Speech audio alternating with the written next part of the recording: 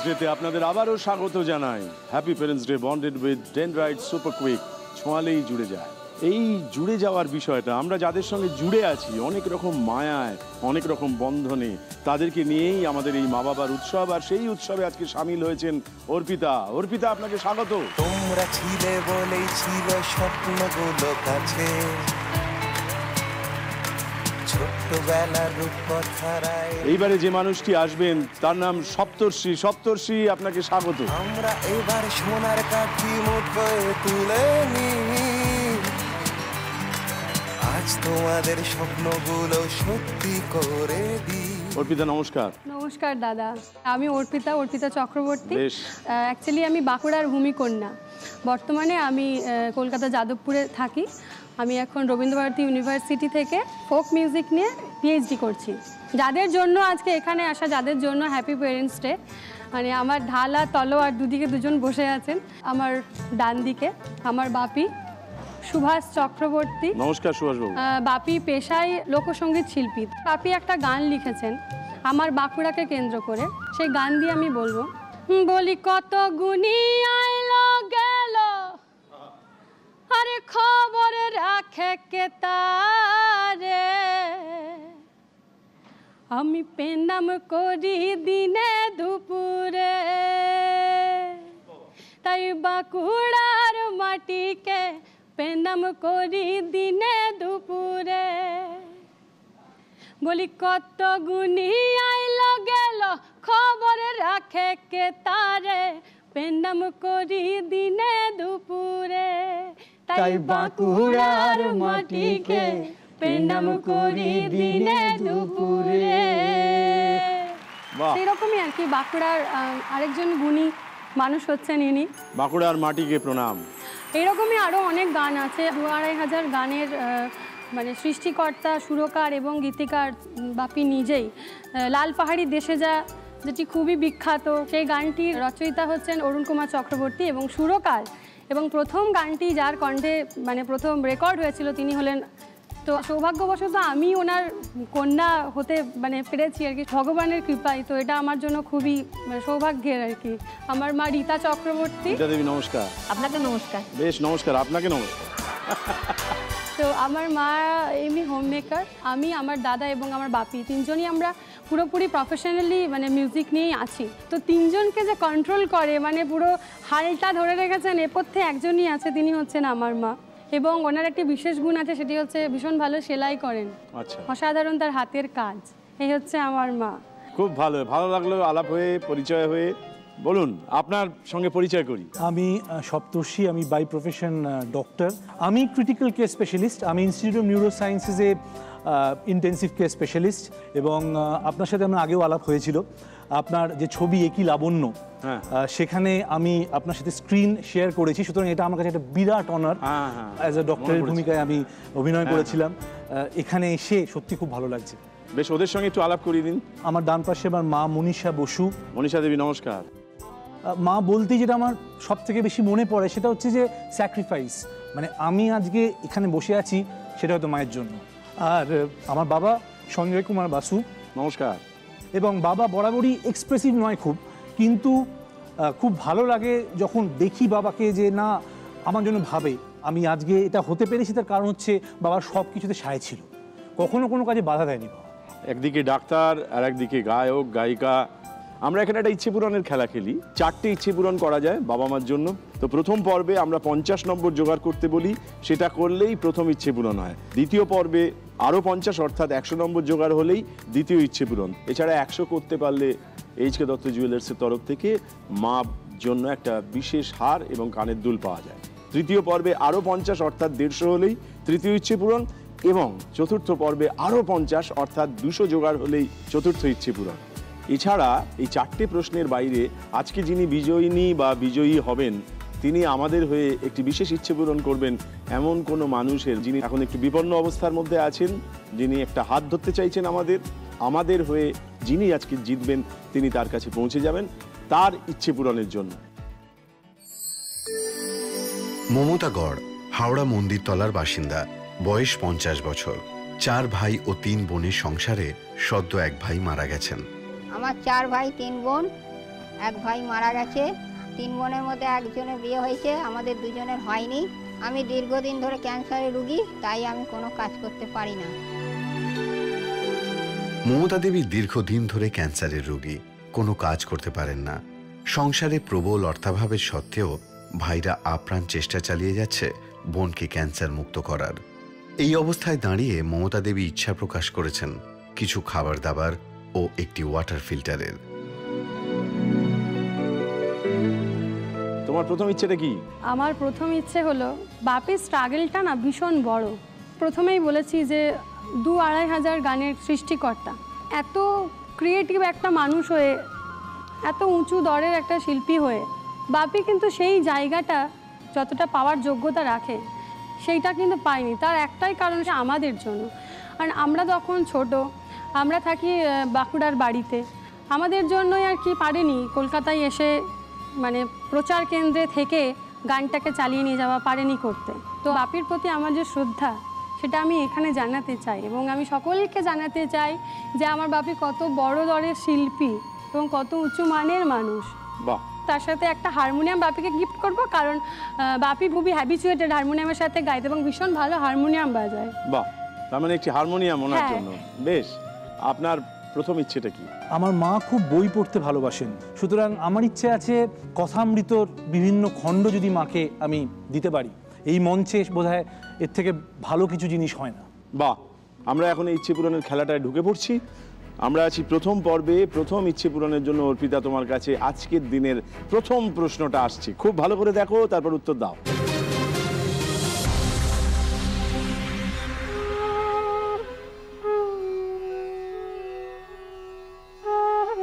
হরিপ্রসাদ চৌরসিয়ার বাবা চেয়েছিলেন ছেলে কুস্তিগীর হবে। ছোটবেলা থেকে আখড়ায়ও পাঠাতে শুরু করেছিলেন, কিন্তু তিনি হয়ে উঠলেন ভারতীয় ক্লাসিক্যাল মিউজিকের এক কিংবদন্তি পুরুষ। তার বাঁশির লহরীতে পৃথিবী মুগ্ধ হল। কিন্তু এখানেই তিনি থেমে থাকলেন না, জোড় বাঁধলেন শিবকুমার শর্মার সঙ্গে। নাম হলো তাঁদের শিব হরি। এই ঐশ্বরিক জুটি একের পর এক ছবিতে অনবদ্য সব সুর করতে লাগলেন। সিলসিলা, ফেসলা, লম্হে, দর। গিটারিস্ট ব্রিজভূষণ কাবরার সঙ্গে জোট বেঁধে এরা বার করলেন এক অনবদ্য album, call of the valley. Shivakumar শর্মার জন্মই কাশ্মীরের এক উপত্যকায়।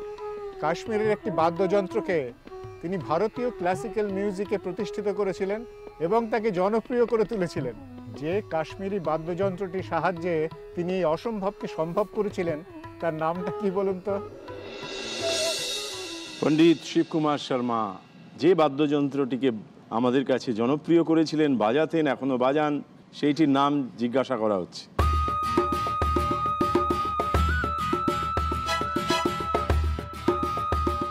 এসরাজ। তুমি জিজ্ঞেস করো না, আমাকে একটা উত্তর দাও। ও এক্স্যাক্টলি।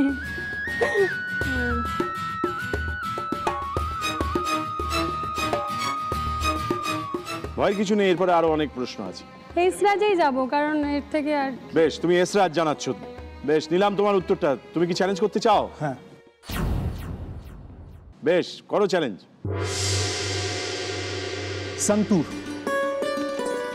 তুমি জানিয়েছো সন্তুর, নিশ্চিত? বেশ, নিলাম উত্তরটা। আমরা দেখে নিই এবার কার উত্তরটা ঠিক হলো।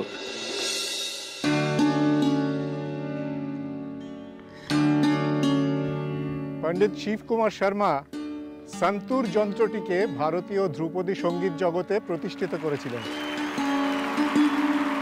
তার মানে আমরা দেখলাম সপ্তর্ষির কাছ থেকে যে উত্তরটা পাওয়া গিয়েছে সেটা একেবারে সঠিক উত্তর হয়েছে, এবং দুর্ভাগ্যবশত তোমার কাছ থেকে যে উত্তরটা পাওয়া গিয়েছে সেটা ভুল হয়েছে। আমরা সপ্তর্ষির কাছে যাচ্ছি। সপ্তর্ষি, প্রথম ইচ্ছে পূরণের জন্য এবার প্রথম প্রশ্নটা আসছে। যদি এটার উত্তর ঠিক হয় তাহলেই প্রথম ইচ্ছে পূরণ হয়ে যাবে। আমাদের সপ্তর্ষির জন্য বরাদ্দ প্রথম প্রশ্নটি, দেখা যাক।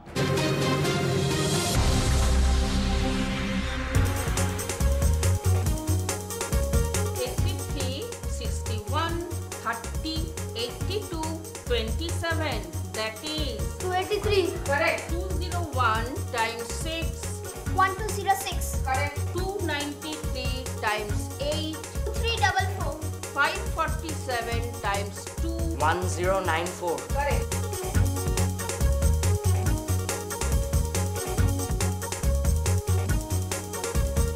এইবার আপনাকে বলতে হবে এই গণনা পদ্ধতিটাকে কি বলা হয়। এই যে গণনা পদ্ধতি, এটির একটি বিশেষ নাম আছে, সেটি কি?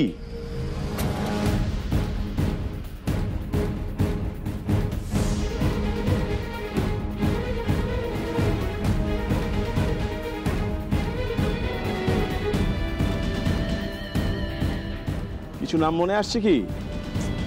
এই মুহূর্তে মনে আসছে না, বেশ, মনে করতে থাকুন।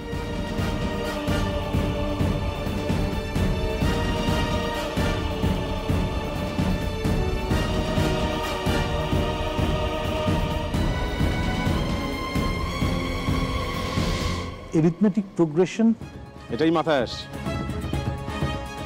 তুমি যদি কিছু খুঁজে পাও তাহলে তুমি চ্যালেঞ্জ করতে পারো, যখন ও ছেড়ে দেবে। বেশ, এবার উত্তরটা চাইবো। Arithmetic progression. বেশ, এই উত্তরটা নেওয়া হলো। তুমি কি চ্যালেঞ্জ করতে চাও? না, একেবারে না। বেশ, তুমি চ্যালেঞ্জ করোনি, এবার যাচাই করতে চাইবো যে উত্তরটা পাওয়া গেল সেটিই কি সঠিক উত্তর, অর্থাৎ এই নামেই কি একে ডাকা হয়। দেখি। এটা কিন্তু ক্যালকুলেটরের থেকে অনেক ফাস্ট বাচ্চারা ক্যালকুলেশন করতে পারে। অ্যাকচুয়ালি আমরা বলে থাকি ফাস্টার দ্যান ক্যালকুলেটর। এই পদ্ধতিটির নাম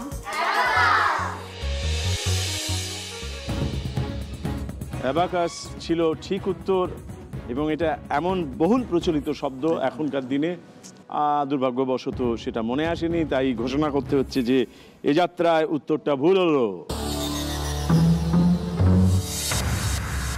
আপনি দাঁড়িয়ে রইলেন 25-এ। আপনাকে একটু অপেক্ষায় রেখে অর্পিতা, তোমার 2 নম্বর প্রশ্নটাকে তোমার সামনে হাজির করানো হচ্ছে।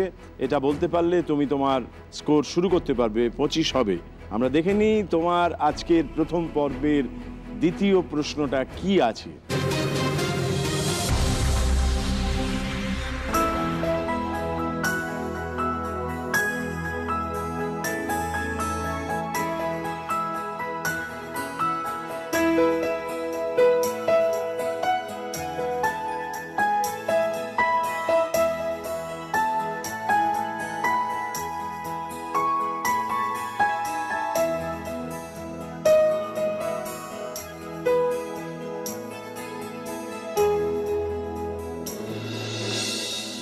এই যে দৃশ্য একটি দেখলাম, সেই দৃশ্যটা দিয়ে আমরা একটা সিনেমার নাম মনে করিয়ে দিতে চাইলাম।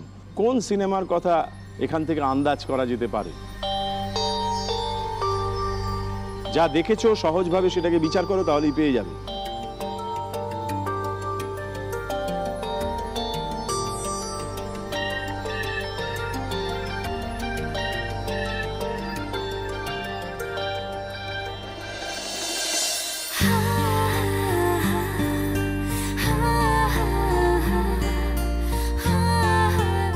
কি দেখলে বলো? একটি মেয়ে প্রদীপ জ্বালাচ্ছেন। বাহ, বলো নাম। মা সাহায্য করতে চাইছে, যদি নিতে চাও নিতে পারো, যদি মনে করো না অপেক্ষা করবে অপেক্ষা করতে পারো। ঠিক আছে, আমি আলোচনা মার সঙ্গে আলোচনা করো। দীপ জেলে যায়। শিওর? কার সিনেমা? কে আছে? শিওর নেব? হ্যাঁ, দীপ জেলে যায়। কনফার্ম? বলো নাম বলো। মা বলছে দীপ জেলে যায়। বেশ, তুমি মার কাছ থেকে জেনে বলছো যে সিনেমাটির নাম হচ্ছে দীপ জেলে যায়। বেশ, তোমার এই উত্তরটা নিলাম। তুমি কি চ্যালেঞ্জ করতে চাও? না। বেশ, আমরা দেখে নিই উত্তরটা ঠিক না ভুল।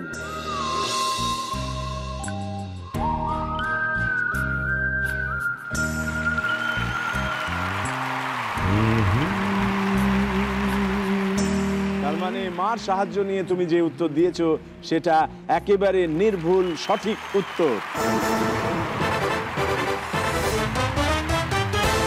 তার মানে তুমি 2টি প্রশ্নের পর পৌঁছেছো 25 নম্বরে। আমরা সপ্তর্ষির কাছে ওর পরের প্রশ্নটা নিয়ে যাচ্ছি। এই প্রশ্নের উত্তর যদি ঠিক হয় তাহলে পৌঁছে যাবে প্রথম ইচ্ছে পূরণের দোরগোড়ায়। আমরা দেখে নিই তোমার দ্বিতীয় প্রশ্নটা আজকের কি আছে। Good evening. আজকে আমরা বানাবো একটা সস যেটা আমরা বাজারে গিয়ে কিনি। আজকে ওটা আমরা চেষ্টা করব বাড়িতে বানাবো।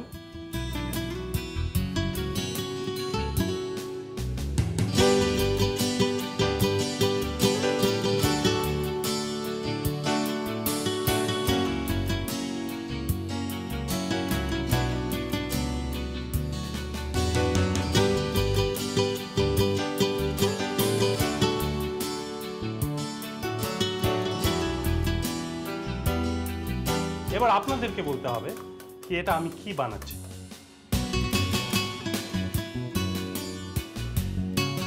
Tartar sauce. এটাই উত্তর। Mayonnaise tartar sauce. আমরা কি নেব শব্দটা? মেয়োনিজ। সেটা কি মা বলে দিল? মেয়োনিজ টার্টারের মধ্যে একটা, মেয়োনিজটা আমি নেব। বেশ, আমরা এই উত্তরটা নিলাম। তুমি কি চ্যালেঞ্জ করতে চাও? না, একেবারে না। বেশ, আমরা দেখে নিই তোমার উত্তরটা ঠিক না ভুল।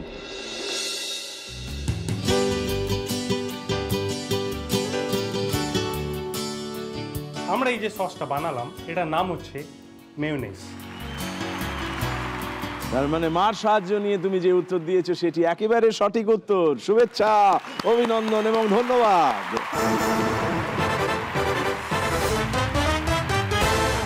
পঁচিশ ছিল, আরো 25 জোগাড় হয়ে গেল এবং প্রথম ইচ্ছে পূরণ হয়ে গেল।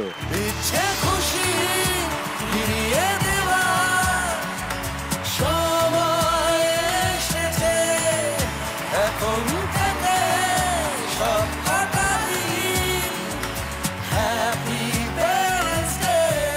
তোরসি, এরকম মুহূর্ত আসে যখন মা হঠাৎ করে উত্তরটা জুগিয়ে দেন। ডাক্তারবাবু ভুল চিকিৎসা করতে যাচ্ছিলেন, মার চিকিৎসা করা হয়। হ্যাঁ, এখন বয়স হচ্ছে, একটু তো শরীরে না, ও সমস্যা দেখা দিচ্ছে। আমার একটা অসুখ করেছিল ভেরিকোজ ভেন, যে ডক্টরকে দেখিয়েছিল ভেরিকোজ ভেন স্পেশালিস্ট, উনি বলেছিলেন যে তুমি হসপিটাল যাওয়ার আগে মায়ের পায়ে ড্রেসিং করে তারপর তুমি বেরোবে। ও সেই কথাটি অক্ষরে অক্ষরে পালন করেছে, দিনের পর দিন আমার ড্রেসিং করেছে, দিনের পর দিন। এটা তো করাই উচিত। আপনি যে কত ওকে ড্রেসিং করেছেন, কত চুল আঁচড়ে দিয়েছেন, কত চন্দনের টিপ পরিয়ে দিয়েছেন, কত নজর না লাগে যাতে, তার জন্য আদর করেছেন।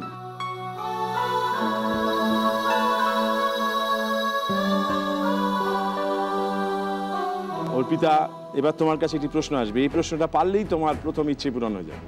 কিন্তু যখন অর্পিতাকে আমরা প্রশ্ন করব, বলা যায় না ডাক্তারবাবু তখন চ্যালেঞ্জ করে বসতে পারেন, তাই জিজ্ঞেস করব যে দ্বিতীয় ইচ্ছেটা কি। আমি একটি দুর্গাপুজোর সাথে জড়িত, বালিগঞ্জ কালচারাল অ্যাসোসিয়েশনের অর্গানাইজিং সেক্রেটারি। বাবা আমার খুব সিনিয়র মেম্বার বালিগঞ্জ কালচারাল অ্যাসোসিয়েশনের। আজকে আমি চাই এই যে সমস্ত শিশুরা যারা ঠিক প্রিভিলেজ নয়, যারা এত কিছু পায়নি, তাদের জন্য যদি পুজোর সময় কিছু খাবারের ব্যবস্থা করা যায় বা নতুন জামা কাপড়ের ব্যবস্থা করা যায়, তাহলে যে সিএসআর বা সোশ্যাল অ্যাক্টিভিটি যেটা বালিগঞ্জ কালচার অ্যাসোসিয়েশন করে, অ্যাজ এ সিনিয়র মেম্বার বাবার হাত দিয়ে আমি সেটা তুলে দিতে চাই সমাজ কল্যাণের জন্য। বাহ, তোমার এই ইচ্ছেটা পূর্ণ হবে আশা করি। আমরা অর্পিতা তোমার কাছে তোমার আজকের প্রশ্নটি রাখছি, দেখে নাও প্রশ্নটা কি আছে।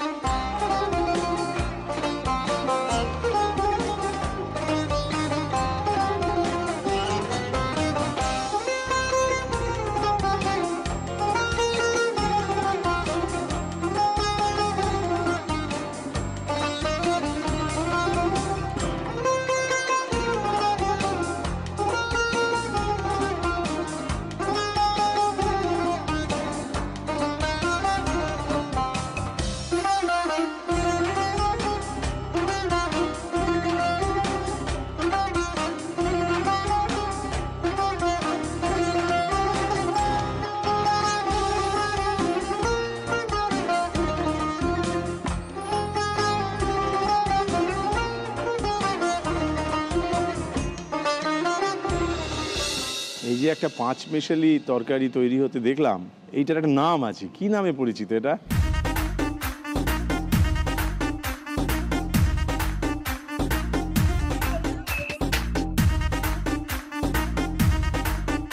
ছেঁচড়া তো এটা না, কারণ ওটা তো শুধু কুমড়ো আর ওই সব দিয়ে বানায়, মাছের কাঁটাটা এইসব দিয়ে। প্রায় ছেঁচড়ার মতো নামটা।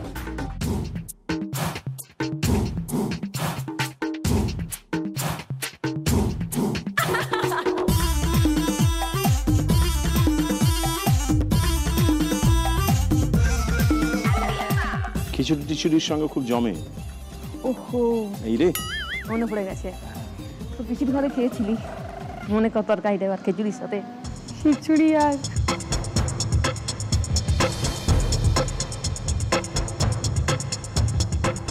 না আমার মনে পড়ছে না। বলবো হেল্প এখনই নিয়ে নাও, নিয়ে নাও, হ্যাঁ, help নিয়ে নাও। নিয়ে বেশ। আসি বাবা। লাবড়া না, তুমি আমায় জিজ্ঞেস করো না, যদি মনে করো উত্তরটা নেবে তাহলে দাও। লাবড়াটা আমি খুব একটা মানে শুনিনি, তাও মা যখন বলছে পিসির একেবারেই কাছে শোনোনি? শুনেছে না। হ্যাঁ, লাবড়াই নি, আর তো কিছু করার নেই। বেশ, নিলাম তোমার এই উত্তরটা। তুমি কি চ্যালেঞ্জ করবে? বেশ, এবার দেখে নি মার সাহায্য নিয়ে আবার যে উত্তরটা তুমি দিয়েছো মা খুব ঠিক। সেই উত্তরটা ঠিক না ভুল দেখি। এই বিভিন্ন সবজি দিয়ে যে পদটি রান্না হয়েছে তার নাম লাবড়া। তার মানে লাবড়া যে উত্তরটা তুমি দিয়েছো সেটা লাফড়া হয়নি, মানে একেবারে ঠিক উত্তর দিয়েছো মার সাহায্য নিয়ে। শুভেচ্ছা।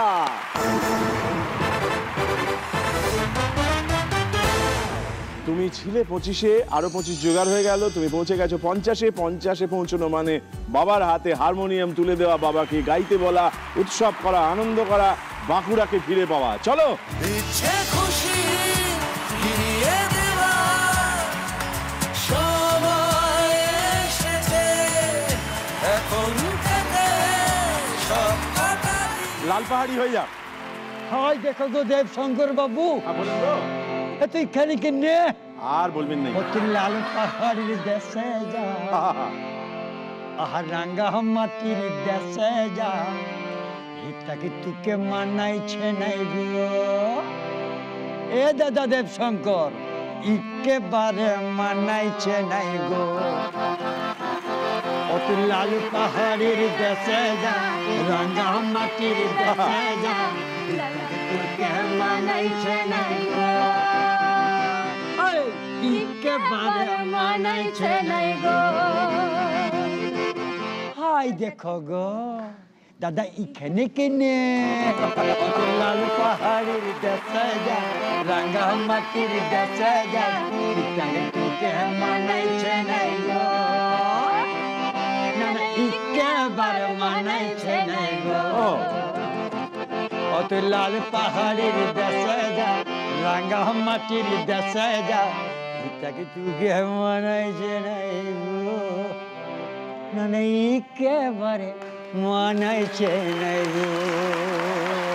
হাই দেখো দেব শঙ্কর দাদা, এখানে এখানে তুই বুকে আইনো আইনো। আচ্ছা, বাহ, দারুণ, খুব ভালো। এইটা কিন্তু খুবই মানাইছে গো। আচ্ছা, ধন্যবাদ। আসুন। বাপির এই লাল পাহাড়ির দেশে যা যখন রিলিজ হয়, তার আগে বাপির একটা বিশাল বড় স্ট্রাগল আছে। আমার দাদু রেলে সার্ভিস করতেন। সব বাবা মাই চাই যে ছেলে মেয়ে ডাক্তার, ইঞ্জিনিয়ার কিংবা টিচার কিছু একটা হবে, আর আমার জেঠু ইঞ্জিনিয়ারিং পড়ে রেলে জয়েন করেন। বাপির ওপরও সেই প্রেসারটা ছিল যে পড়াশোনা করছে না, খালি গানের দিকে খেয়াল, কিছু হবে না, ছেলেটা বকে গেছে, ওরা কিছু হবে না। তো বাপি চেয়েছিল দাদুর কাছে, বাবা আমাকে 19 পয়সা দেবে, সিনেমা দেখতে যাবো। বলছে ছেলের একদম 12টায় বেজে গেছে, সিনেমা দেখবে এইটুকু ছেলে। আসলে তো সিনেমাটা দেখা উদ্দেশ্য না, উদ্দেশ্য হচ্ছে কি গান হচ্ছে, গানটা তুলে নিয়ে স্টেজে গাইবো। সেই 19 পয়সা মানে পাইনি তো কি হয়েছে, মানে গানের প্রতি এতটাই ভালোবাসা, সিনেমা হলের দেওয়ালে কান পেতে, দরজার সামনে কান পেতে ওই গান তুলে সেই গান স্টেজে গাইছে। আমার ভাই বোন অনেকেই ছিলাম, যার ফলে অ্যাকচুয়ালি ক্যামেরায় ছিল ম্যাক্সিমাম দাদাভাই দিই, বিকজ ইঞ্জিনিয়ার। আর আমি যেহেতু পটুয়া, আদিবাসী, অন্তর্জ শ্রেণীর সঙ্গে গান নিয়ে ব্যাপারটা করি, ফলে বাবার ক্যামেরাটা আমার দিকে ছিল না কখনো, মানে আমি বকে যাওয়া ছেলে। তো আশীর্বাদটা দারুণ ছিল বাবার। যাই হোক, আজকে যার জন্য লাল পাহাড়ি বা আজকে বাঁকুড়ার মাঠে আজকে প্রায় 2000 গানের আমার রেকর্ড। যখন 1970 ফার্স্ট রেকর্ড আমার হলো, রেকর্ডটা নিয়ে তখন ইপি রেকর্ড, মানে 2-4টে গান। তো আমি সেই রেকর্ড নিয়ে যখন ফিয়েস্টাতে বাবাকে গানটা শোনাচ্ছি, বাবা দর করে কাঁদতে কাঁদতে বলছি, তোকে যদি দিতাম তুই কি হতিস, আমি তোকে চিনতে পারিনি বাপি। তার মানে বাবা তুই দাওনি বলি আমি ওই পাহাড়গুলোকে অতিক্রম করতে পেরেছিলাম, যদি পেতাম তাহলে আদরের ছেলে হয়ে বসে থাকতাম করে। দাওনা বলি মনের ওই যে স্পিরিটটা আমাকে জ্বালিয়েছিল। বাবা সারা রাত উল্টে পুল্টে ওই গান চলছে, তখন বাবা ক্যামেরাটা পুরোটাই এদিকে পেল, বাবার আশীর্বাদটা পেলাম। আশীর্বাদ, বাহ, খুব ভালো লাগলো যে একটা কথা থেকে ওনার বাবার কথা উনি এত আদরে বলতে পারলেন। বেশ, তোমার দ্বিতীয় ইচ্ছেটা কি? সামনেই তো পুজো, তো আমি চাইবো মাকে আর বাপিকে সুন্দর করে সাজিয়ে দিতে। বাহ, এইবারে সপ্তর্ষি এবার একটি প্রশ্ন আসবে দ্বিতীয় ইচ্ছে পূরণের জন্য, আমরা দেখে নিই এবারে কোন প্রশ্নটি আছে, দেখা যাক।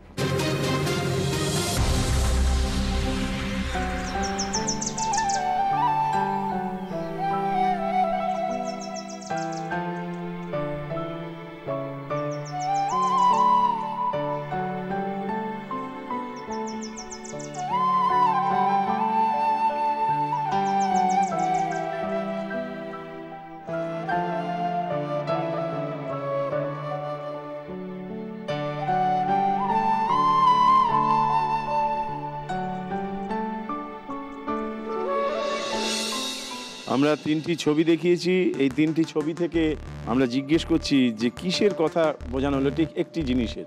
মাউস বা ইঁদুর। কি কারণে?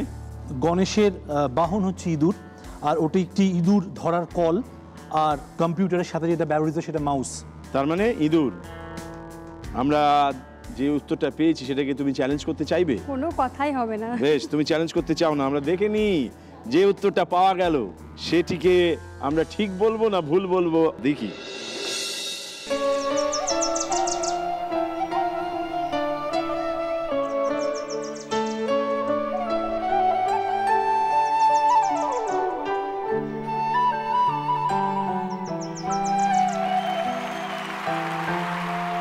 ইঁদুর, অর্থাৎ আপনার কাছ থেকে যে উত্তরটা আমরা শুনলাম সেটি একেবারে সঠিক উত্তর।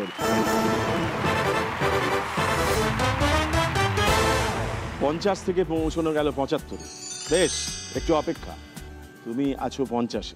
তোমার দ্বিতীয় ইচ্ছে পূরণের জন্য তুমি কি জাদু প্রশ্ন চাইবে না সাধারণ প্রশ্নই নেবে? তাহলে নিয়ে নাও নিয়ে। আর সপ্তর্ষি যদি চ্যালেঞ্জ করে এবং ঠিক বলে তাহলে ও 50। বেশ, আমরা দেখে নি তোমার জন্য আজকে যে জাদু প্রশ্নটিকে আমরা তুলে রেখেছিলাম সেটি কেমনতর প্রশ্ন, দেখো। আমি চিনি গো চিনি তোমারে, ও গো বিদেশিনী, ভুবন ভ্রমিয়া শেষে আমি এসেছি নূতন দেশে। ভুবন ভ্রমিয়া শেষে আমি এসেছি নূতন দেশে। আমি অতিথি তোমারি দ্বারে, আমি অতিথি তোমারি দ্বারে, ও গো বিদেশিনী, ও গো বিদেশিনী। আমি চিনি গো চিনি তোমারে। এইখানে গানের শেষ লাইনটি কি?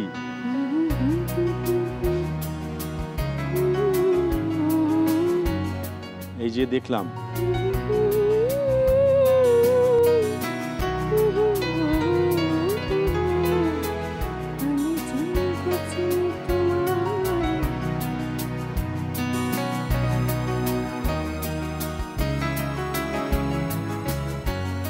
সোহাগিনী বা আদরিনী এরকম কিছু। বলো কোনটা নেব?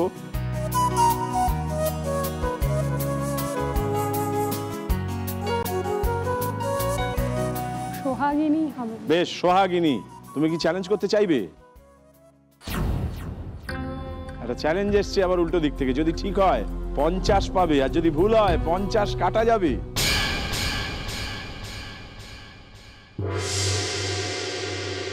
বউ ঠাকুরানী। ও বলছে বউ ঠাকুরানী।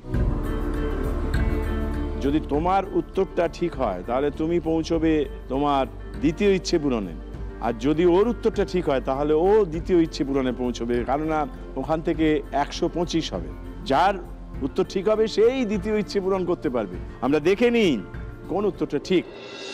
আমি অতিথি তোমারি দ্বারে, ও গো বিদেশিনী, আমি চিনি গো চিনি তোমারে, ও বউ ঠাকুরানী।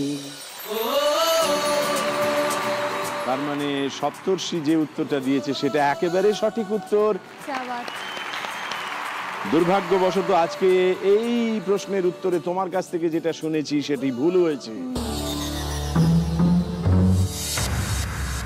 যেহেতু এটি চ্যালেঞ্জ ছিল তাই 50 সপ্তর্ষির দখলে, 75 ছিল, পৌঁছে গেছি 125-এ।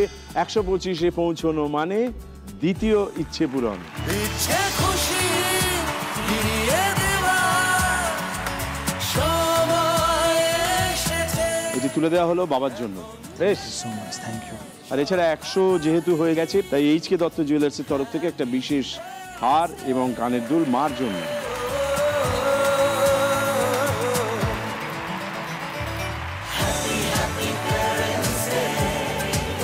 এবার সপ্তর্ষিকে একটা কঠিন প্রশ্ন করছি, যে আমার এক বন্ধুর কাছে শুনেছিলাম, সে ডাক্তারবাবু, বড় ডাক্তার, তিনি বলেছিলেন যে অনেক ডাক্তারি করার পর যেদিন নিজের বাবাকে চিকিৎসা করছিলাম তখন আমি কিছুদিন পেরে উঠছিলাম না। ঠিকই বলেছেন, মানে যখন অতনি তখন ঠিক কথাই, যে আমরা বলি সবাই সমান, তা হলেও একটা মানে বাবা মা একটা আলাদা সামহাও বন্ড তৈরি করে। সুতরাং সেখানে মাথাটা হয়তো সামহাও কাজ করে না, সেই মাথা কাজটা বন্ধ হয়ে যাওয়ার জন্য একটু মনে হয় যে আমি যেটা করছি ঠিক করছি তো। সুতরাং এটা ডেফিনেটলি একটা সাইকোলজিক্যাল এফেক্ট থাকে যখন তার নিজের মা বাবা হয়। বেশ, এই মা বাবার জন্য তৃতীয় ইচ্ছেটা কি, যেহেতু দ্বিতীয় ইচ্ছে পূরণ হয়ে গেছে? মা খুব গান শুনতে ভালোবাসে। আচ্ছা, সুতরাং যদি রবীন্দ্রসঙ্গীতের সিডি মাকে দেওয়া যায়, কণিকা বন্দ্যোপাধ্যায় বা সুচিত্রা মিত্র, আমার মনে হয় মা খুব খুশি হবে। বাহ, 125-এ দাঁড়িয়ে আছি। আমরা কি এখন সাধারণ প্রশ্ন চাইবো না জাদু প্রশ্ন চাইবো? জাদু প্রশ্ন। বেশ, সপ্তর্ষির জন্য বরাদ্দ জাদু প্রশ্নটিকে আমরা একটু দেখে নিই।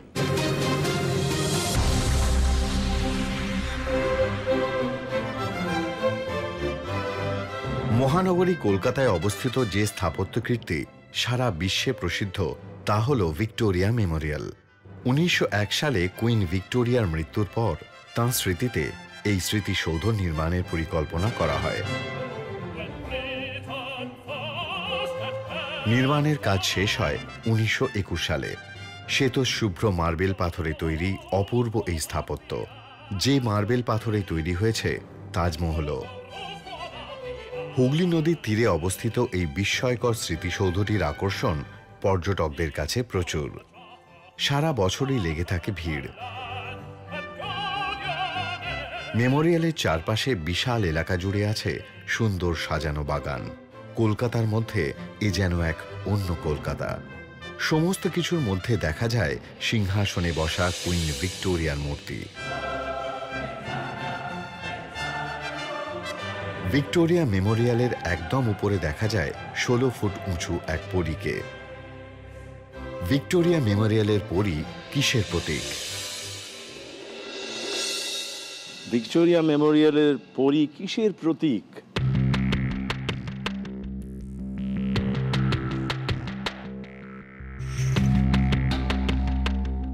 তুমি আছো 125-এ।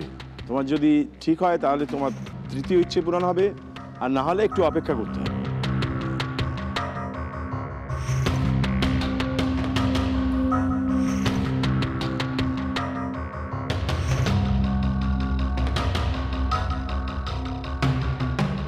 আর সময় নেই। শান্তির প্রতীক। বেশ, শান্তির প্রতীক। তুমি কি চ্যালেঞ্জ করতে চাও? না, একেবারে না। বেশ, তুমি চ্যালেঞ্জ করনি। আমরা একটা উত্তর পেয়েছি, আমরা এবার যাচাই করতে চাইবো যে ঠিক উত্তরটা কি। দেখে নি।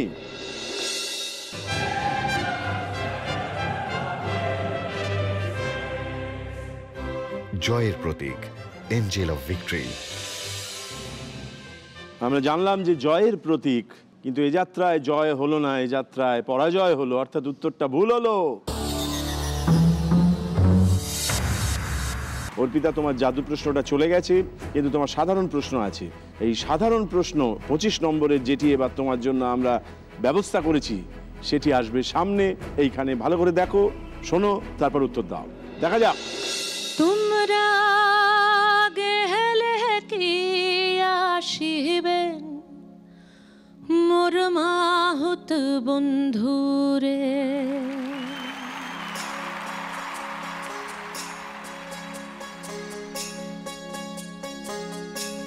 ও তোমরা গেলে কি আসিবেন মোর মাহুত বন্ধুরে, ও তোমরা গেলে কি আসিবেন মোর মাহুত বন্ধুরে। হস্তির নারায়ণ হস্তির সারান কাকুয়া বাসে রানা,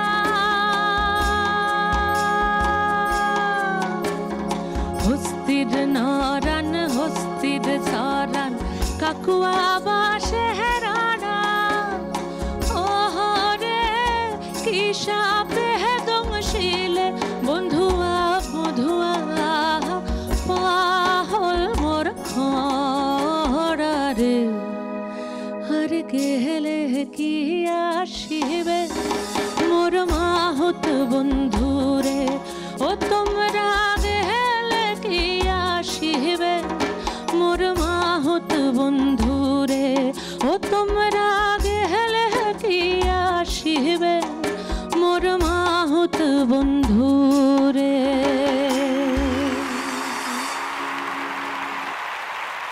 অনেক ধন্যবাদ। প্রশ্নটা অর্পিতাকে। এটা ঠিক কোন আঙ্গিকের গান, এটা তোমার নিশ্চয়ই জানা। এটা হচ্ছে ভাবাইয়া, মাহুত বন্ধুর গান। উত্তর হচ্ছে ভাবাইয়া। মূলত এটা ভাবাইয়া গান, এটাই তোমার উত্তর। বেশ, তোমার এই ভাবাইয়া উত্তরটা নিলাম। এইবারে তোমার কাছে জানতে চাইবো, তুমি কি চ্যালেঞ্জ করতে চাইবে ডাক্তারবাবু? না। বেশ, এইবার জয়তীর কাছ থেকে জানতে চাইবো যে যতটুকু আমরা উত্তর পেয়েছি সেটুকুতে আমাদের মন ভরেছে, কিন্তু আরেকটু যদি মন ভরাতে চাই তাহলে কি জানবো? আসলে এটা আসামের গোয়ালপাড়িয়া অঞ্চলের গান। গোয়ালপাড়িয়া ভাওয়াইয়া বললে আমার মনে হয় জিনিসটা, কারণ ওই অঞ্চলে ভূপেন হাজারিকা তার গাওয়া আমরা ছোটবেলা থেকে শুনেছি, প্রতিমা বড়ুয়ার গলায় গান আমরা বহুবার শুনেছি, বিখ্যাত। সুতরাং এটা গোয়ালপাড়িয়া অঞ্চলের গোয়ালপাড়িয়া ভাওয়াইয়া, এটা একদম স্পেসিফিক আর কি। তবে ভাওয়াইয়া বিষয়টা যেহেতু বলতে পেরেছি, অতএব আঙ্গিক যদি ধরি তাহলে অঞ্চল ভেদে সেটা নানান জায়গায় নানান রকম হয়েছে, কিন্তু আমরা আরো ডিটেলে জানতে পারলাম, জেনে আরো সমৃদ্ধ হলাম। কিন্তু তুমি যে উত্তরটা দিয়েছিলে ভাওয়াইয়া, এই শব্দটা আমরা শুনতে পেরে পুলকিত, তার কারণ তোমার উত্তর ঠিক হয়েছে। এই যে বিশেষ একটি গান শুনলাম, এর নিশ্চয়ই কোনো কারণ আছে। হ্যাঁ, তা আছে। কারণটা শুনি। খুব সৎ একটি কারণ আছে নিশ্চয়ই। আমার এবারে পুজোয় ফোক অ্যালবাম, ফোক গানের অ্যালবাম, ফোক লোক। এই অ্যালবামটি বড় শখ করে, বড় আদর নিয়ে, বড় যত্ন করে, আবেগের সাথে করেছি। আমার অনেক দিনের ইচ্ছে বলতে পারেন, সেই ইচ্ছে পূরণ হয়েছে আশা অডিওর হাত ধরে। বাহ। তো আপনি যদি একটু অনুমতি দেন, আপনাদের কাছেও একটু সেই অ্যালবামটি পৌঁছে দিতে চাই। এবং আশা অডিওর মহুয়াদি আমার সঙ্গে আজকে আছেন হ্যাপি প্যারেন্টস ডেতে, একটু যদি মহুয়াদিকে আমরা ডেকে নিই।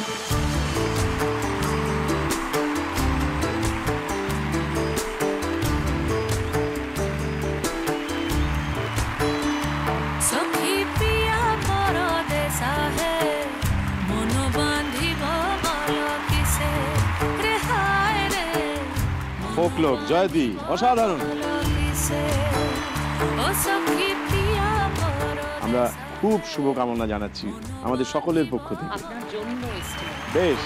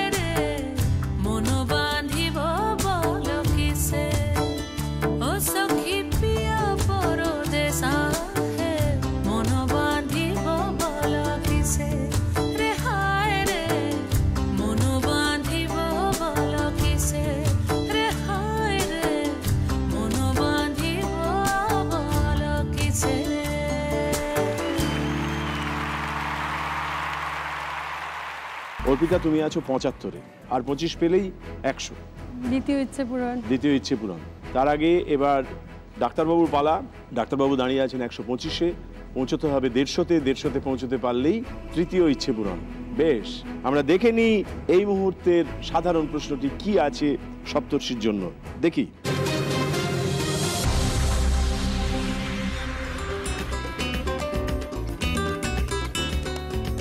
1961 সাল অবধি গোয়া পর্তুগালের অংশ ছিল। তাই পানাজির অলিতে গলিতে ল্যাটিন সংস্কৃতি ও স্থাপত্যের ছোঁয়া দেখা যায়।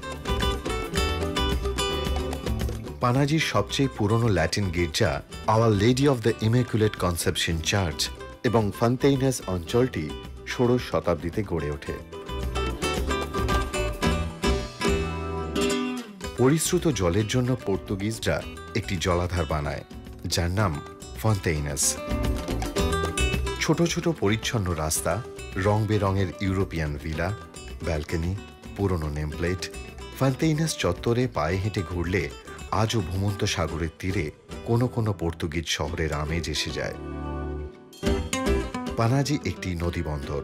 তার পশ্চিম তীর ঘেঁষে বয়ে চলেছে একটি নদী, আর সেই নদী স্ট্র্যান্ড ধরে পানাজি শহরের জনজীবনের বিশেষ চেহারাটি লক্ষ্য করা যায়।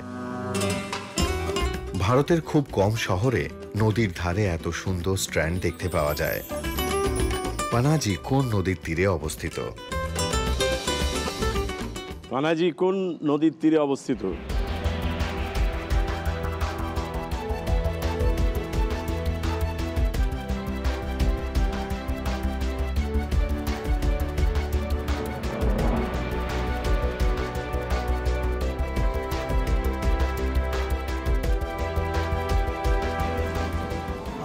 বাবার থেকে হেল্প নেব। একটা সাহায্য তোমার বাকি আছে, বেশ নিয়ে নাও সাহায্য। মান্ডবী। মান্ডবী। মান্ডবী, এটাই তোমার উত্তর। বেশ নিলাম। তুমি কি চ্যালেঞ্জ করতে চাইবে? না। বেশ, এবার দেখে নি বাবার সাহায্য নিয়ে তুমি যে উত্তরটা দিয়েছো সেটা ঠিক না ভুল।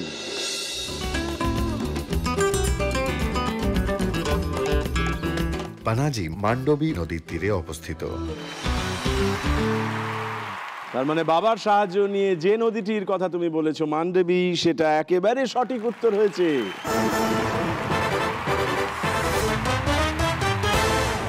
তুমি পৌঁছে গেছো 150-তে। 150 মানে তৃতীয় ইচ্ছে পূরণ, এবং বাবার হাত ধরে। বাবার হাত ধরে কি গোয়া যাওয়া হয়েছিল কখনো নাকি? আমি যখন 1 মাস বয়স, তখন তো আমার কিছু মনে নেই, তো তখন আমাকে রেখে মা কে ছেড়ে, মানে বাবা ঘুরতে চলে যায় গোয়া বন্ধুর সাথে। বাহ! এবং এটা নিয়ে মাকে আমি এখনো বলতে শুনেছি যে আমাকে তুমি ছেড়ে রেখে চলে গেলে 1 মাসের বাচ্চাটাকে। 1 মাসের বাচ্চাটাকে। সুতরাং এটা খুবই ভালো লাগে যে যদি তারা দুজনে গোয়া যেতে পারে এবং সেই ইচ্ছেটা যদি আমি পূরণ করতে পারি, তাহলে সেটা হবে আমার চতুর্থ ইচ্ছে। ও আচ্ছা। কিন্তু এই যে সেদিন 1 মাসের বাচ্চাটিকে রেখে এবং ঘরে এরকম সুন্দরী বউ রেখে উনি যে গোয়া গেছিলেন, তাই মান্ডবী নদীর কাছে পৌঁছেছিলেন। একদম, তাই আজকে সেই উত্তর পাওয়া গেল। আসলে কিন্তু উনি গিয়েছিলেন ছেলেকে সাহায্য করবেন বলে, তাই তো? ওর দিদিমা ছিল, ওর মাসি ছিল, ওরা দেখাশুনো করতো। আমার এখানে থেকে তখন লাভ ছিল না, কিন্তু মামার বাড়িতে থাকতো। তার মানে কিছুই করার ছিল না ওনার, গোয়া যাওয়া ছাড়া আর কিছুই গতি ছিল না। তুমি কেন ক্রিপ করো? তুমি তাহলে কেন এটা? সপ্তর্ষি, আপনি জানেন যে আমরা কথা শোনাবার সময় বা যখন আমরা ঝগড়া করতে চাই, এক্স্যাক্টলি একটা বাহানা চাই, একটা কিছু তো চাই। একদম। খুব সুন্দর। এই যে আপনাদের ভেতরে এই খুনসুটিটা, এটা বেঁচে থাক, দীর্ঘজীবী হোক, আর আমরা অনেকগুলো প্রশ্নের উত্তর পেয়ে যাই। না, একটা গ্যাপ পড়লে রিলেশনটা আরো ভালো হয়। ও তাই নাকি? আপনি সেইটা গ্যাপটা ক্রিয়েট করবেন বলেই গিয়েছিলেন। আচ্ছা বেশ, এটা দারুণ ব্যাপার। কিন্তু তুমি তৃতীয় ইচ্ছে পূরণ করে ফেলেছো। চলো আমরা ইচ্ছে পূরণের উৎসব করি। এসো, সামনে এসো। ইচ্ছে খুশি ফিরিয়ে দেওয়ার সময় এসেছে, এখন থেকে সব কাটাবি। Happy birthday. মার পছন্দ হবে তো? দারুণ, একদম। বাহ, থ্যাংক ইউ। অর্পিতা, এবার তোমার প্রশ্ন আসবে। তুমি আছো 75-এ। এইবার একটা বলতে পারলেই তোমার দ্বিতীয় ইচ্ছে পূরণ। বেশ, এই যে তোমার বাবা আর মা, এই দুজনেই কিন্তু খুব উদ্ভাসিত হয়ে আছেন, মাঝখানে তুমি। হ্যাঁ, একটু আগে ওনাদের কথা শুনছিলাম না, যে 1 মাসের বাচ্চাকে রেখে উনি বেড়াতে গেলেন, আবার পরে বললেন যে ওরা একটু গ্যাপ তৈরি করলাম যাতে বেশি ভালোবাসা আসে। তো এনাদের কেমিস্ট্রিটা কেমন তোমার মনে হয়? কেমিস্ট্রি বলতে বাপির সাথে মায়ের বিয়েটা একটা মজার ঘটনাই বলতে পারি। তাই নাকি? বলে পেলাম মজার ঘটনা। আমার মানে বাড়ি আর মামা বাড়ি এই পাড়া ওই পাড়া। ও আচ্ছা। আমার দাদু হচ্ছেন আমাদের গ্রামের এইচএস স্কুলের ইংলিশের টিচার ছিলেন। বাপি আমার দাদুর স্টুডেন্ট ছিলেন এবং মামা বাড়িতে বাপি পড়তে যেত। কিন্তু মজার ঘটনা এটাই, কোনোদিন বাপি মাকে দেখেইনি, মানে সেইভাবে তো দেখেইনি, আর মাও কখনো বাপিকে দেখেনি। তো সেই সময় আমার দাদুর অসুস্থতার সময় আমার বাপি খুব হেল্প করেছিল, আমার ডাক্তারখানা নিয়ে যাওয়া, যাবতীয় ডাক্তারদের সাথে কথা বলা। মানে as a teacher, not as a কোনো শ্বশুর হিসেবে না, মানে টিচার হিসেবেই করেছিলেন, ভর্তি করা। আমার শিক্ষক ছিলেন তো সেই কারণে। দাদু যখন মারা যান আমার মামার বন্ধু হিসাবে বাপি তখন আমার মায়ের সম্বন্ধ দেখছে। ও আচ্ছা। আমার মামার সাথে মাস্টারমশাইয়ের মেয়ে, হ্যাঁ, গার্জেন নেই, হ্যাঁ, প্রতিবেশী হিসাবে কর্তব্য আমার বোনের সম্বন্ধ দেখা। বাহ, তারপর বোন বউ হয়ে চলে এলো। নিজেকেই আয়নায় দেখলেন?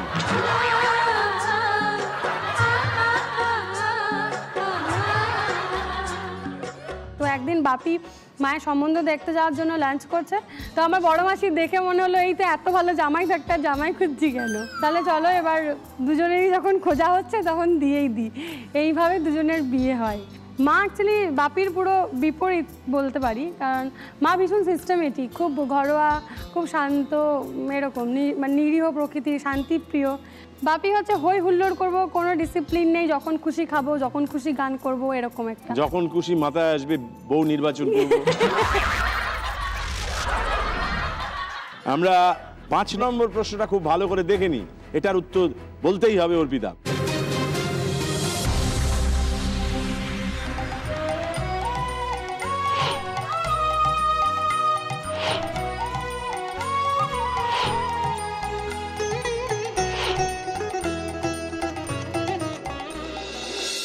এখানে আমরা 4টে ছবি দেখতে পাচ্ছি, 4টের ছবি থেকে কিছু ইনফরমেশন পাচ্ছি। এইবার তোমাকে জিজ্ঞাসা করা হচ্ছে তোমার মনে কি আসছে এই ছবিগুলো দেখে।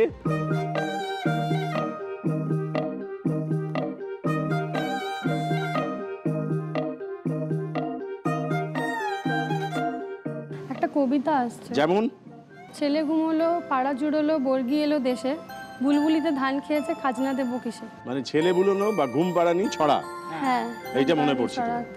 কিরম একটু ব্যাখ্যা করো। ছেলে ঘুমোলো, পাড়া জুড়োলো, বর্গি, এরা বর্গি এলো দেশে, বুলবুলির ছবি দেওয়া আছে, তার মানে বুলবুলিতে ধানের ছবি দেওয়া আছে, ধান খেয়েছে, খাজনা দেবো কিসে। তার মানে তোমার এই লাইনগুলোই মনে আসছে, একটু ছেলে বুলোনো গান বা ছড়া। বেশ, তোমার এই উত্তরটা নিলাম, চ্যালেঞ্জ করবে না, আগেই মাথা নাড়িয়ে দিয়েছে। এবার আমরা দেখে নিতে চাইবো এই উত্তরের হাত ধরে আমরা তোমার দ্বিতীয় ইচ্ছে পূরণ করতে পারছি কিনা, অর্থাৎ উত্তরটা ঠিক না ভুল আমরা দেখতে থাকি।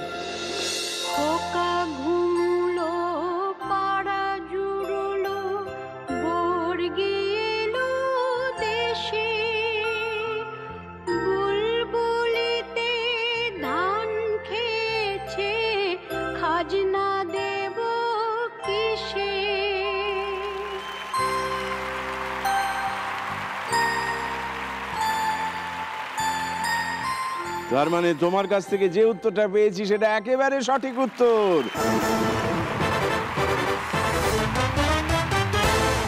এই সাধারণ প্রশ্নটির ঠিক উত্তর দিয়ে তুমি পৌঁছে গেছো 100-তে।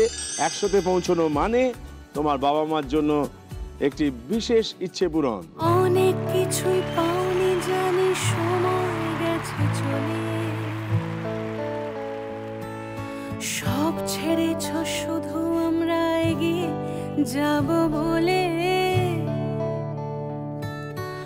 আজ তোমাদের ইচ্ছেগুলো উড়িয়ে দেওয়ার দিন। তুমি পৌঁছেছো 100-তে। 100-তে পৌঁছানো মানে মা বাবাকে সাজিয়ে তোলা। বেশ, চলো মা বাবাকে সাজিয়ে তুলি, এসো।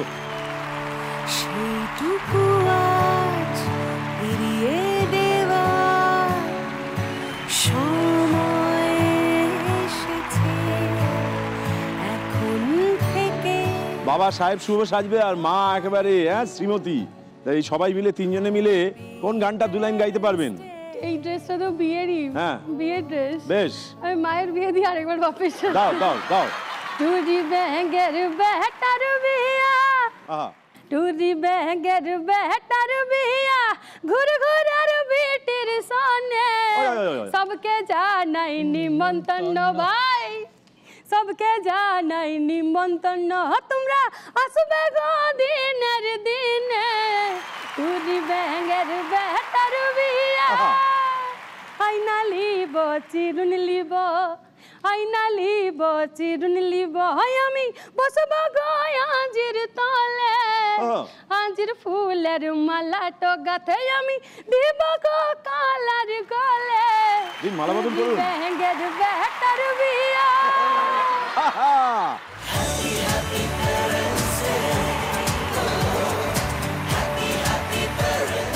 এছাড়া 100 করা মানে এইচকে দত্ত জুয়েলার্সের তরফ থেকে মার জন্য একটা বিশেষ হার, সোনার হার, এটা মাকে পরিয়ে দাও। ভালো লাগছে?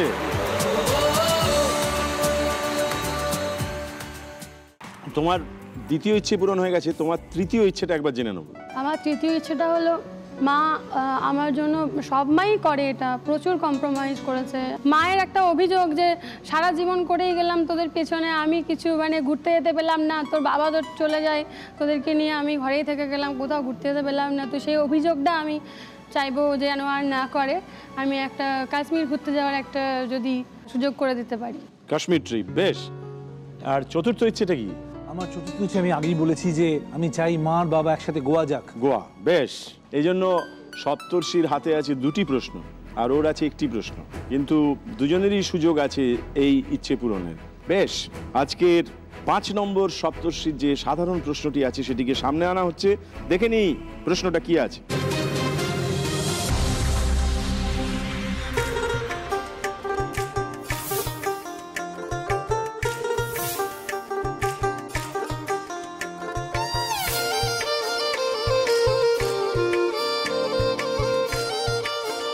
এই যে আমরা 3টে ছবি দেখছি, এই 3টে ছবি থেকে একটা শব্দ খুঁজে পেতে হবে, একটি শব্দ যা কোনো না কোনোভাবে 3টি ছবির সঙ্গেই সম্পর্ক থাকবে।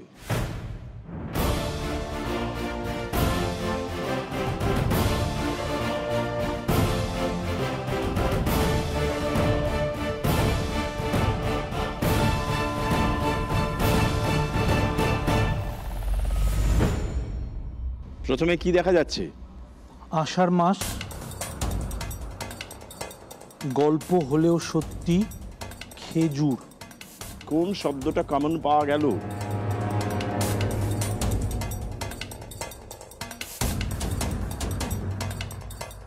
আষাঢ়ে গল্প, গল্প হলেও সত্যি, খেজুর।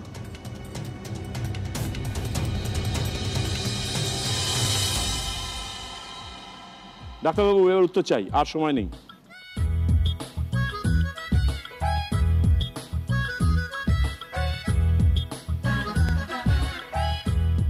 গল্প। কি কারণে? আষাঢ়ে গল্প, বেশ। গল্প হলেও সত্যি, খেজুরে গল্প। তাহলে শব্দটা কি? গল্প। গল্প, বেশ। তুমি কি চ্যালেঞ্জ করতে চাইবে? আমার উত্তর এটাই। ও, তাহলে তো হবে না চ্যালেঞ্জ। বেশ, গল্প এখানে বসালাম, আমরা দেখে নিই সেই শব্দটাই আমরা এখানে খুঁজছিলাম কিনা।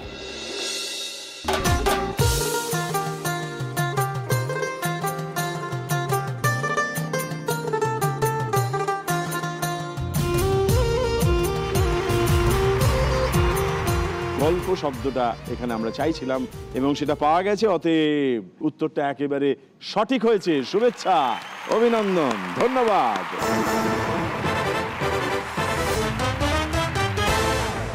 সেই সঙ্গে 150 থেকে পৌঁছানো গেছে 175-এ। এবার তোমার আজকে শেষ প্রশ্নটা আসছে, এটা যদি তুমি পারো তবে তুমি পৌঁছবে 125-এ এবং তারপরে ওর প্রশ্নটাকে চ্যালেঞ্জ করবার সুযোগ থাকছে। তোমার আজকের শেষ প্রশ্নটা আমরা দেখতে চাইব, দেখো।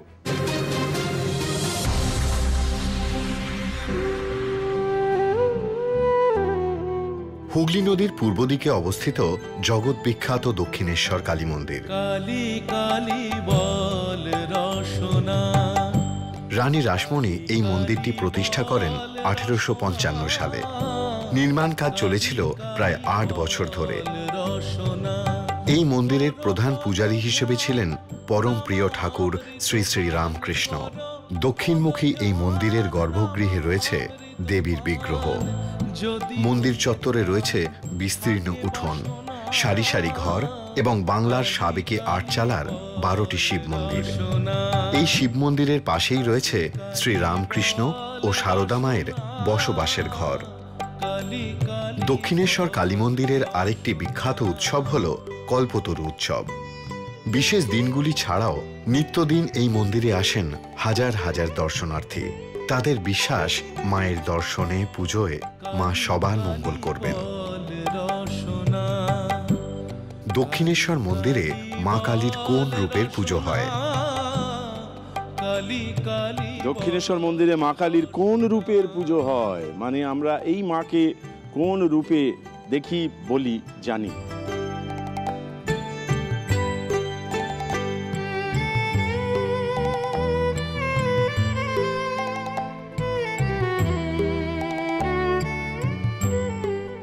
ভবতারিণী। বেশ, তোমার এই উত্তরটা নিলাম। তুমি কি চ্যালেঞ্জ করতে চাইবে? বেশ, আমরা এবার দেখে নিতে চাইবো তোমার কাছ থেকে যে উত্তরটা আমরা পেয়েছি সেইটাকে সম্বল করে তুমি 125-এ পৌঁছতে পারলে কিনা দেখি। দক্ষিণেশ্বর মন্দিরে মা কালীর ভবতারিণী রূপের পুজো হয়। তার মানে তোমার কাছে যে উত্তরটা পাওয়া গিয়েছে সেটা ভবতারিণীর কৃপায় একেবারে সঠিক উত্তর হয়েছে।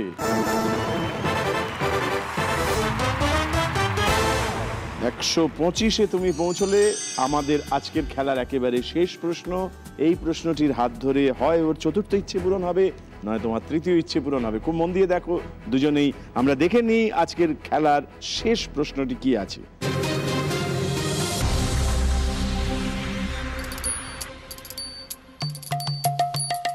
স্বাধীনতার বহু আগে থেকেই থাকা সাম্মানিক পদগুলির মধ্যে একটির অস্তিত্ব আজও আছে।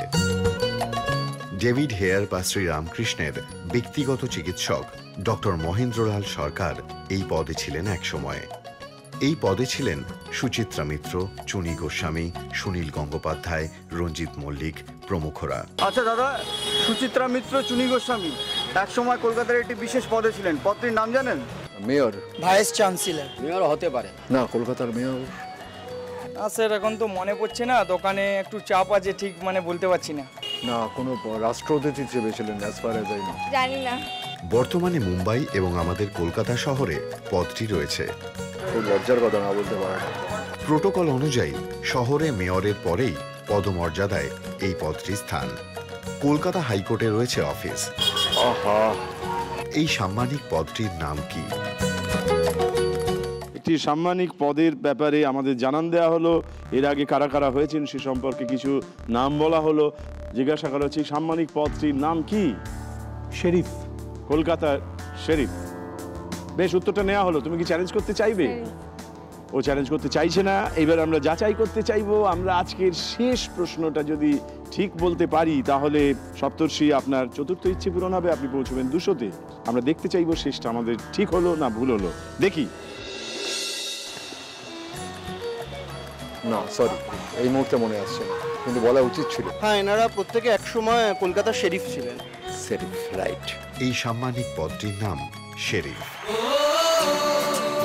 এই উত্তর একেবারে সঠিক উত্তর। শুভেচ্ছা, অভিনন্দন এবং অনেক ধন্যবাদ। 175 থেকে পৌঁছানো গেল 200-তে। 200-তে পৌঁছানো মানে মা বাবার জন্য গোয়া ভ্রমণ। সেই গোয়া যেখানে বাবা একলা গিয়েছিল, এইবারে মাও যাবে। বেশ, চলো আমরা ইচ্ছে পূরণ করি। তোমরা ছিলে বলেই ছিল স্বপ্নগুলো কাছে, ছোট্টবেলার রূপকথারা এমনি করে বাঁচে। আজকে যেহেতু বিজয়ী সপ্তর্ষি হয়েছে, সপ্তর্ষির জন্য এই বিজয়ী ট্রফিটা আছে, হ্যাপি পেরেন্টস ডে ট্রফি। আজ তোমাদের স্বপ্নগুলো সত্যি করে দিই। বিশেষ শাড়ি আদি মোহিনী মোহন কাঞ্জিলালের তরফ থেকে স্বর্ণালী কাঞ্জিলালের ডিজাইন করা। এইচকে দত্ত জুয়েলার্সের তরফ থেকে 5,000 টাকার গিফট ভাউচার, এটাও মায়ের জন্য। শিলংয়ের হোটেল পোলো টাওয়ার্সের তরফ থেকে একটা 2 nights 3 days free stay. Care কন্টিনিউমের তরফ থেকে একটা হেলথ গিফট। একইভাবে তোমার জন্য বেশ কিছু পুরস্কার আছে। আমি একটু আমার বোনকে দেখে নেব স্টেজে। দেখে নাও বোনকে।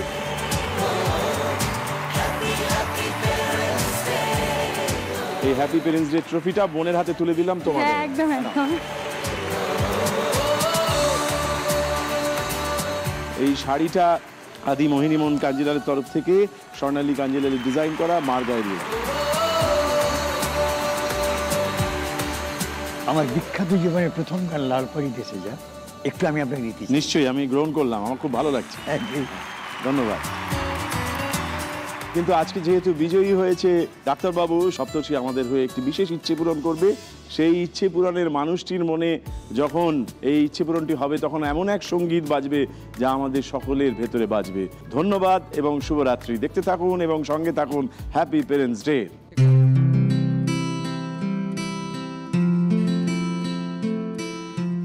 আমি মমতা দেবী সম্বন্ধে জানলাম, আর এখানে আমি এসেছি আজকে মমতা দেবীকে সাহস যোগাতে। জি বাংলা মমতা দেবীকে সম্মান জানাচ্ছে সপ্তর্ষির মাধ্যমে। কেমন আছো? ওই মোটামুটি আছি। কোনো চিন্তা নেই, আমি আছি তোমার পাশে। আর তোমার জন্য আমি যতটুকু পেরেছি আজকে এনেছি, ফল, একটু খাবার দাবার।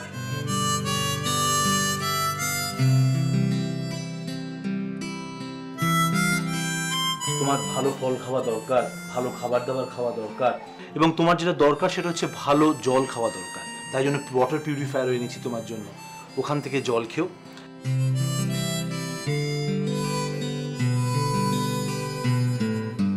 মমতা দেবীর সাথে অনেকক্ষণ ছিলাম, অনেকক্ষণ গল্প করলাম, অনেকক্ষণ কথা বললাম। ভালো লাগছে ওনার সাথে কথা বলে। ভালো থাকুক উনি, এটাই কামনা করি। জি বাংলা হ্যাপি পেরেন্টস ডে মঞ্চ থেকে মমতা দেবীর ইচ্ছা পূরণ করে সপ্তর্ষি আসলে সম্মান জানালেন এই রকম অসংখ্য বাবা মাকে।